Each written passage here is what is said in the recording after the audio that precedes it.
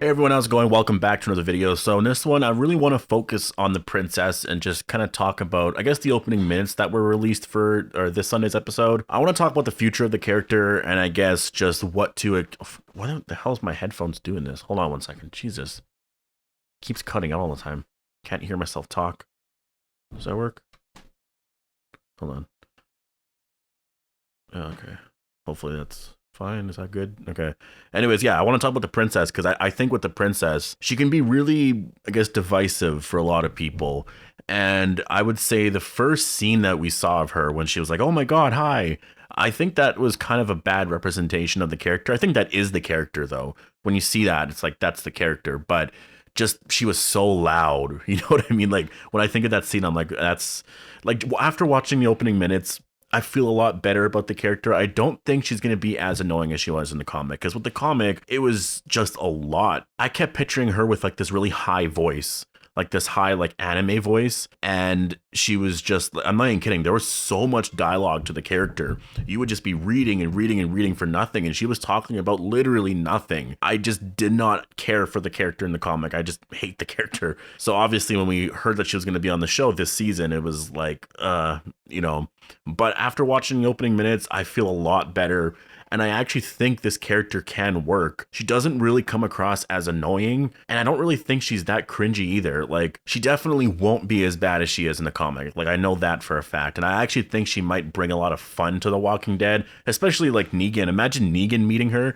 He's going to be like, what in the hell is this, right? I think they can do a lot there. So I want to talk about the princess, talk about these opening minutes here, you know, give my thoughts on everything. And so, of course, before we jump in, I do have to warn you for spoilers for The Walking Dead Season 10. I guess episodes 14 and 15, just the opening minutes of 15 anyways.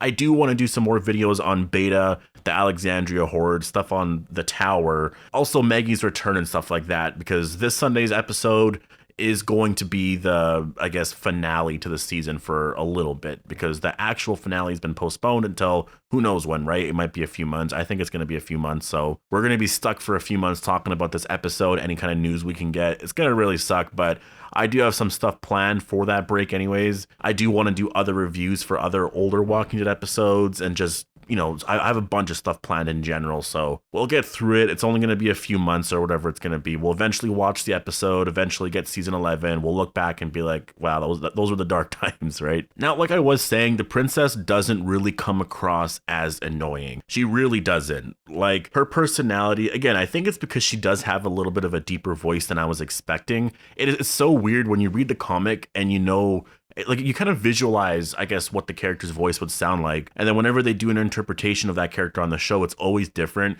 The only character that actually, I think, really embodied what, or I guess the only actor that embodied the comic character was Negan, I would say. Because when we got Negan for the first time, I was like, that's exactly how I always imagined him.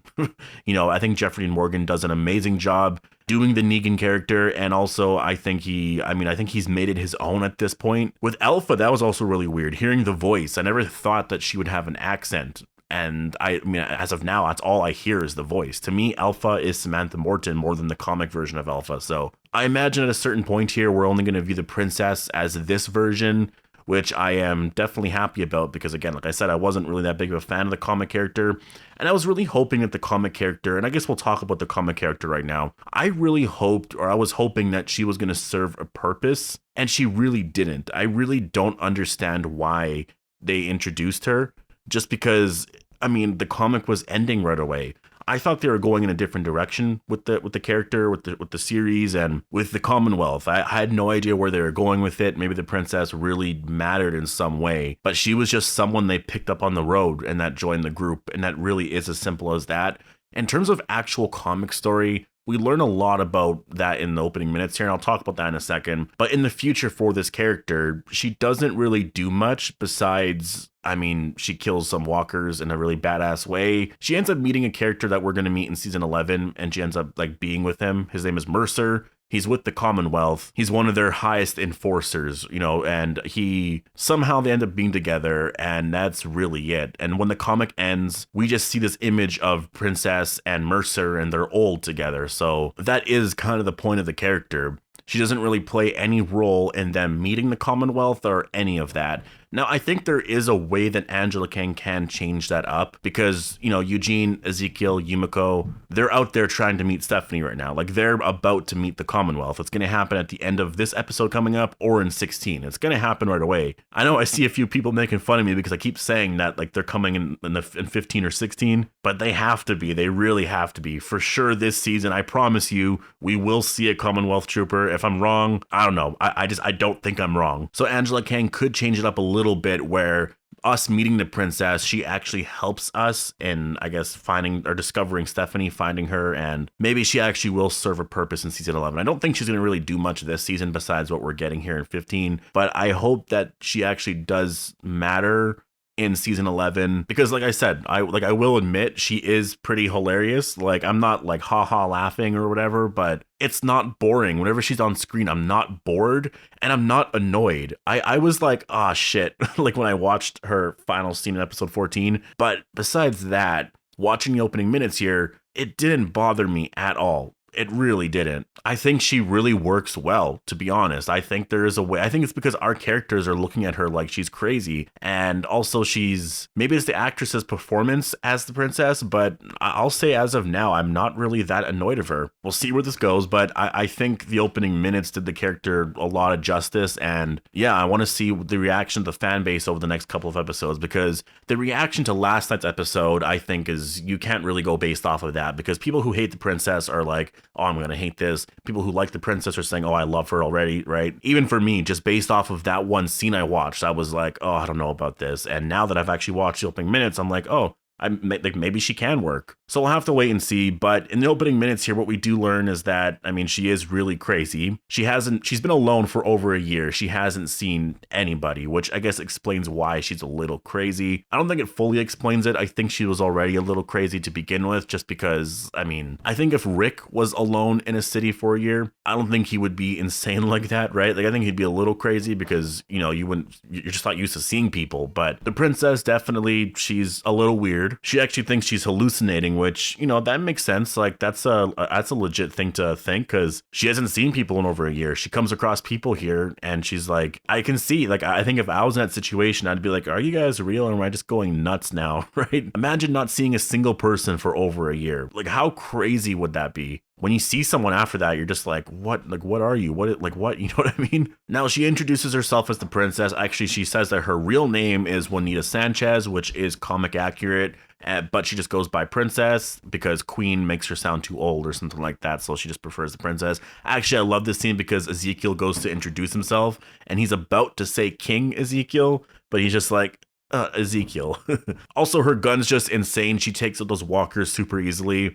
So I think she will actually be of use when they encounter the Whisperer Horde later. That gun's going to be insane. She's going to take out so much. I actually think in 16, that could be a way that they reintroduce Maggie in the Commonwealth and stuff. Like, our characters are trapped. They're dealing with this horde sort of thing. Maggie returns with Commonwealth troops, and the princess and Eugene, Ezekiel, Yumiko, they all make it back and they save them. And then, it's the princess's gun here that actually saves them. She just takes out a ton of walkers. She has some Commonwealth troops with them and everyone's like, whoa. And then we get this epic montage of them just taking out all of these walkers. There could be hundreds of them and they're just like shooting them all and they're all just going down. We're gonna get a huge body pile of walkers, right? Like, that could be in store for the finale, and that's like the cliffhanger sort of thing. Maggie has returned. The princess is here. We see the Commonwealth. Everyone's like, what the, you know what I mean? Because remember, Angela Kang said this season ends with a cliffhanger. So I'm thinking it has to be kind of related, right? The Whisperer arc has to be coming to a close very soon. So,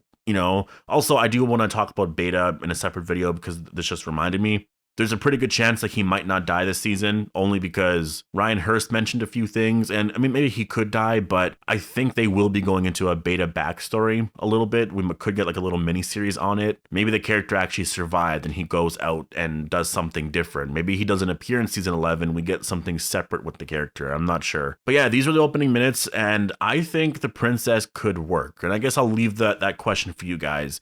Do you think the princess can work as a character on this show? Again, I was pretty unsure when I watched the ending scene of episode 14, just because it was a lot, right? You see the pink outfit, you see the gun, the goggles or glasses, whatever, and just she's so loud and she's like, oh my god, hi, or whatever. It's a lot to take in, but after you watch the opening minutes, you kind of see how she could interact with us, or us, I mean our characters. I'm like including myself as a part of their group. I don't know, it could just be me, but you know, I think there's a way that they can make the character work, and I am just going based off the opening minutes. We'll have to see how she actually plays a role in the story.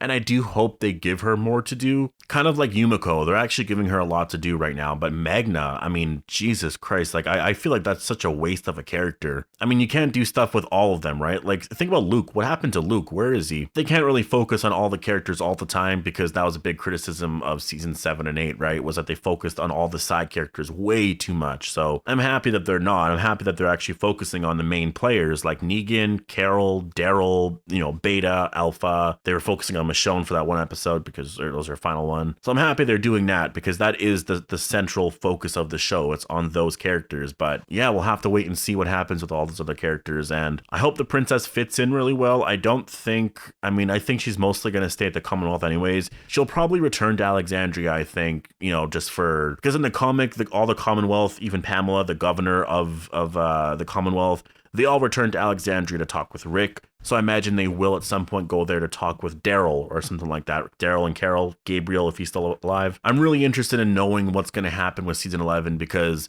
when they hit the Commonwealth arc, a huge chunk of it really is just them at the Commonwealth, and they stay there for the most part. Like, it is such a small arc and nothing really happens. That's why I don't really understand how they're really gonna have to change a lot, because just to sum up the Commonwealth arc, we meet them at the rail yard, and then we go to the Commonwealth, like Eugene and his group there. They go there, they meet all of that. Michonne discovers, oh, her long lost daughter, who she thought died a long time ago, is actually still alive. So that's kind of exciting. And then they meet Pamela and all of that. They return back to Alexandria to meet their leader, Rick. And then all of them go back to the Commonwealth. And then that's basically where Rick dies for the most part. The story ends, and that's really it. They can really finish all of that in season 11. And obviously we know the show's going way past season 12, because Gimple just confirmed the other day that they're not ending within the next 2 years. They're going to keep going. And the Commonwealth really isn't a villainous arc as much as the Whisper. Like, the Whisperers were really threatening. And I think because of that, it was actually really exciting. And I think they got to make the Commonwealth a little threatening. And if they don't, it could come across as really boring. So I don't know. We'll have to wait and see. Obviously, they're really good with original material. But yeah, we'll be talking about this stuff all summer. Overall, I am kind of excited, or at least I'm a little interested in what they're going to do with the princess. I'm not like overly excited, I guess, but I'm happy that I'm not annoyed and bored of the character. Like, when she's on screen, she's entertaining, I'll say that, right? So we'll see where this goes, but post all your thoughts down below on the princess. Do you think she's going to work? Hope you guys all enjoyed the video, and I'll see you guys in the next one.